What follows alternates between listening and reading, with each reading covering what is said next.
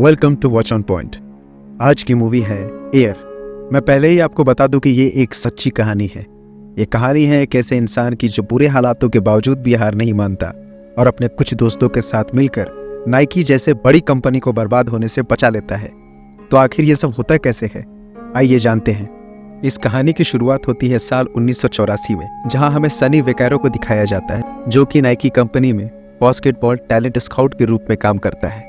हमें दिखाया जाता है कि नाइकी कंपनी के हालात कुछ अच्छे नहीं थे 1984 में। उनकी सेल्स बहुत कम थी, इतनी कम थी कि कंपनी शूज़ को डिसकंटिन्यू कर देना चाहती थी।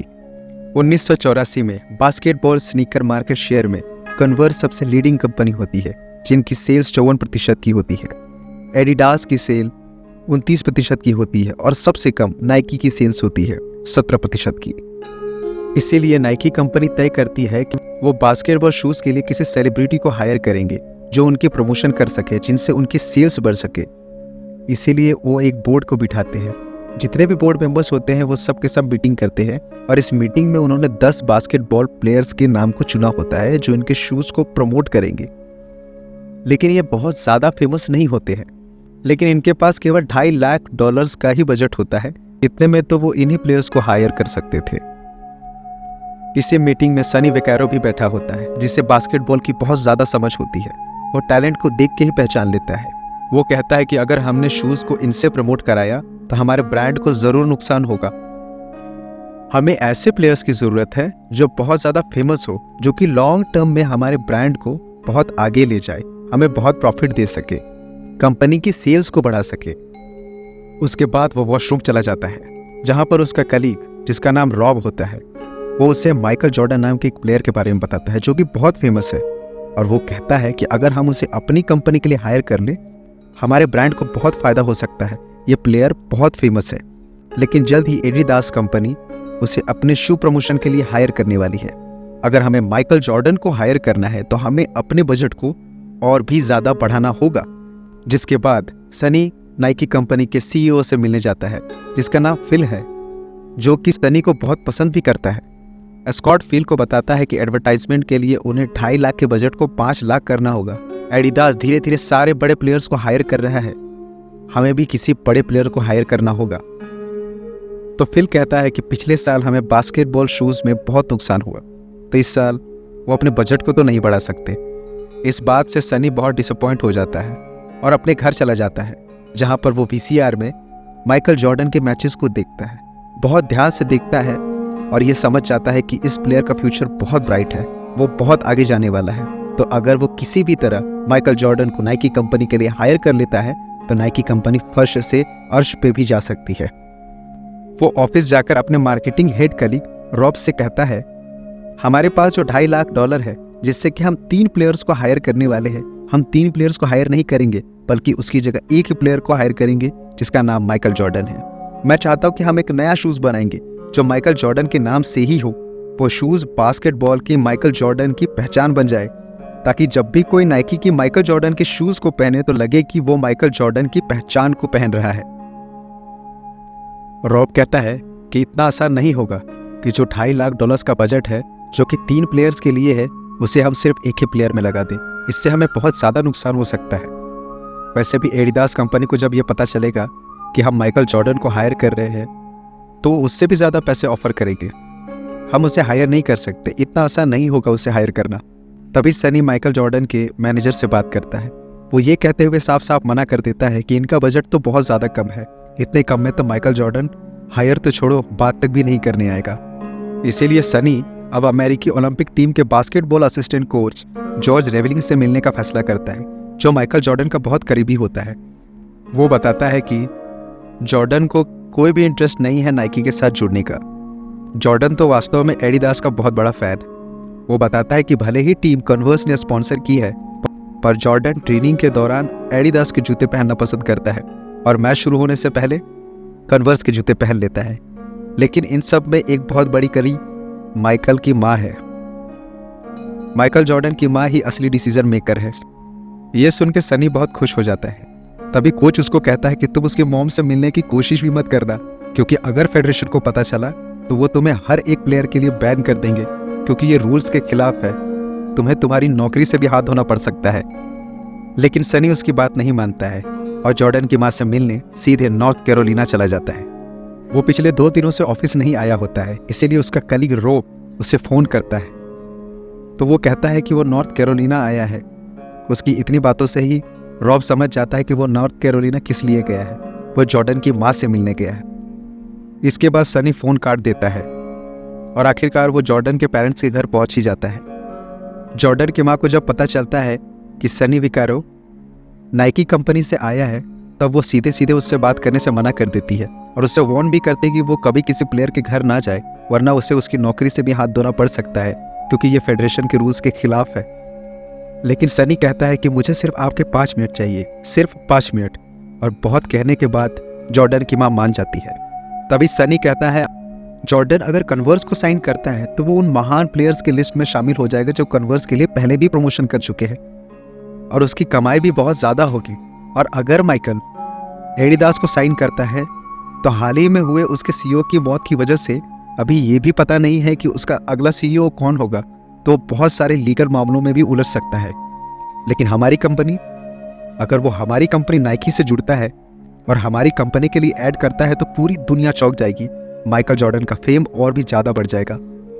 वैसे भी हम जॉर्डन के नाम से एक अलग शू बनाना चाहते हैं। इसके बाद स्कॉट वापस कंपनी आ जाता है, जहां जॉर्डन के मैनेजर का फ़ोन सनी को आता है और वो कहता है कि दोबारा ऐसी हरकत मत करना। जब तक मैं मैनेजर हूं तब तक माइकल जॉर्डन तुम्हारी कंपनी के लिए प्रमोशन नहीं करेगा। मैं तुम्हें तुम्हारी नौकरी से निकलवा दूंगा। तुमने हिम्मत कैसे की जॉर्डन के माँ के घर जाने की? दोबारा ऐसी हिम्मत मत करना और कभी किसी प्लेयर के घर भी मत जाना। तभी सनी कहता है कि अब अगले हफ्ते मुलाकात होगी। दरअसल जॉर्डन की माँ ने पहले ही सनी को अगले हफ्ते का टाइम मीटिंग के लिए दे दिया होता है। तभी मैनेजर गुस्से में चिल्लाता है कि तुम मुझे बिना बताए मेरे क्लाइंट के घर क्यों गए? फिर सनी फ़ोन काट देता है। फिर सनी के पास नाइकी कंपनी का सीईओ फिल आता है। वो कहता है कि तुम बिना बताए जॉर्डन की माँ के घर क्यों गए? तभी सनी उससे कहता है कि मैं किसी भी कीमत में माइकल जॉर्डन को अपनी कंपनी के लिए हायर करना चाहता हूँ। तभी फिल कहता है कि हमारे पास बजट के लिए कोई ऑफिशियल स्टेटमेंट भी नहीं है, और अगर माइकल जॉर्डन का मन बाद में बदल गया तो वो मीटिंग को कैंसिल भी तो कर सकता है। तभी सनी कहता है अगर ऐसा हुआ तो मैं इस कंपनी को छोड़ दूंगा। दरअसल वो जॉर्डन को हायर करने के लिए अपनी नौकरी तक को दांव पे लगा देता है। तभी सनी की मुलाकात रॉब से होती है। फिर वो दोनों क्रिएटिव रूम में जाते हैं जहां वो शू डिज़ाइनर से मिलते हैं। दरअसल सनी एक ऐसा शू बनाना चाहता है जो माइकल जॉर्डन की पर्सनैलिटी को सूट करे, एक ऐसा प्रोटोटाइप जो जॉर्डन की काबिलियत को दर्शाए। शू डिज़ाइनर के पास एक डिज़ाइन होता है जो वो हमेशा से बनाना चाहता था, लेकिन इसमें सफ़ेद रंग बहुत ज़्यादा होता है। तभी डिज़ाइनर बताता है कि नियमों के अनुसार खिलाड़ियों के जूते ज़्यादा सफ़ेद होने चाहिए। इस नियम का पालन नहीं करने वाले खिलाड़ी पर जुर्माना लगाया जाएगा। इसके बाद जूतों में लाल रंग और भी ज़्यादा कर दिया जाता है, जिससे कि अच्छा लुक मिल सके। जो इस रूल को फॉलो तो नहीं करती, जिसके लिए कोई भी प्लेयर अगर नियमों का पालन सही ढंग से नहीं करता है तो उन पर जुर्माना लगाया जाएगा।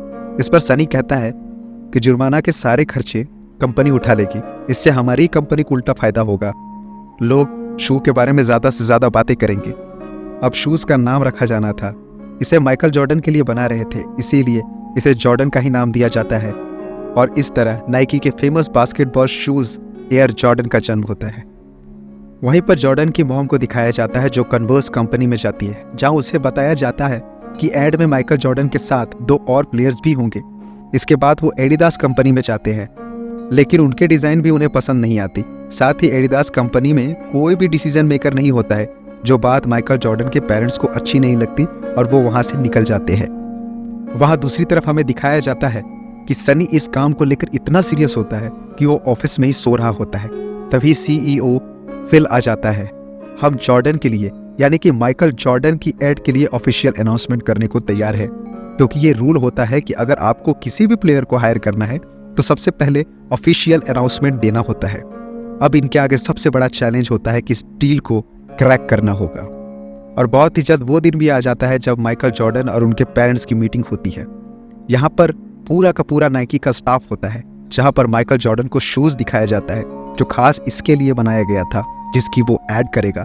साथ ही वो यहाँ पर उन्हें प्रेजेंटेशन भी देते हैं जो कि ऐड की होती है, जिसे देखकर माइकल की मोम बोर हो जाती है।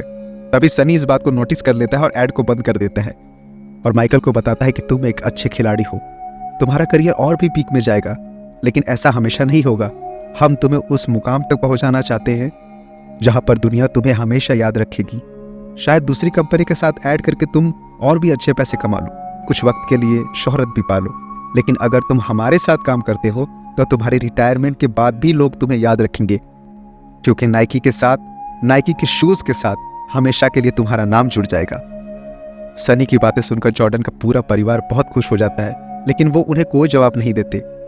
नाइकी की आज तक की सबसे बड़ी डील होने वाली थी। 4 दिनों तक जॉर्डन फैमिली से कोई कॉल नहीं आता, लेकिन 4 दिनों के बाद माइकल जॉर्डन की माँ सनी को कॉल करती है और कहते हैं कि हमने एडिडास और कन्वर्स के साथ डील कैंसिल कर दी है, लेकिन हम तुम्हारी कंपनी के साथ डील तभी साइन करेंगे जब हमें रॉयल्टी मिलेगी, यानी कि हर शूज के साथ उन्हें कोई ना कोई परसेंटेज चाहिए और साथ ही एक मर्सिडीज कार भी। सनी उनकी बातें सुनकर हैरान हो जाता है, क्योंकि आज से पहले किसी प्लेयर ने ऐसा डिमांड नहीं किया था।